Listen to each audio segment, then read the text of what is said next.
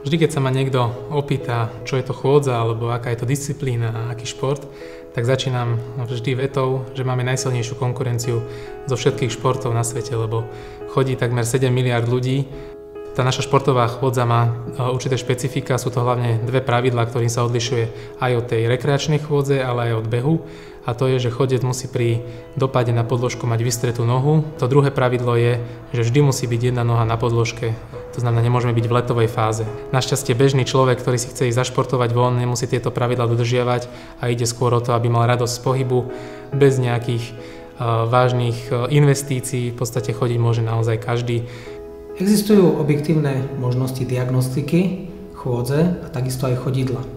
Skenery, tenzometrické platne alebo prístroje, ktoré snímajú komplexne pohyb nielen chodidla, ale aj celého tela, prinášajú nám objektívne možnosti správnej diagnostiky a následnej možnosti nápravy. Ak náprava nie je možná len cvičením alebo úpravou pohybových stereotypov, používame potom korekčné pomôcky, individuálne zhotovené vložky, korektory, poprípade aj individuálne šitá ortopedická obuv.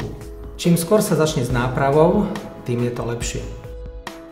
Pri prirodzenej chôdzi sa krok má vždy vykonávať cez pätu a odrážať sa od končekov prstov, aby sa využilo celé chodidlo.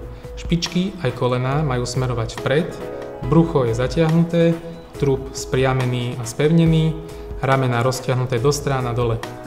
Hlava je hore, pohľad smeruje pred seba a dýchanie je pravidelné, zhlboka a v rytme chôdze. Chôdza má doslova dosah na celé telo.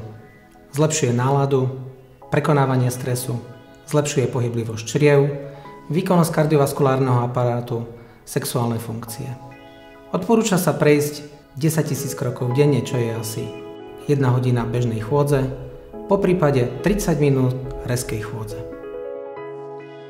Pridajte sa aj vy ku mne a poďte chodiť. Chôdza je prirodzená, je to najlacnejší šport, aký môžete pestovať. Môžete ho využívať každodenne, určite spoznáte veľa zaujímavých ľudí, krásne čaro prírody a môžete byť jednodenne vonku a určite vám to prinesie aj zdravotné benefity.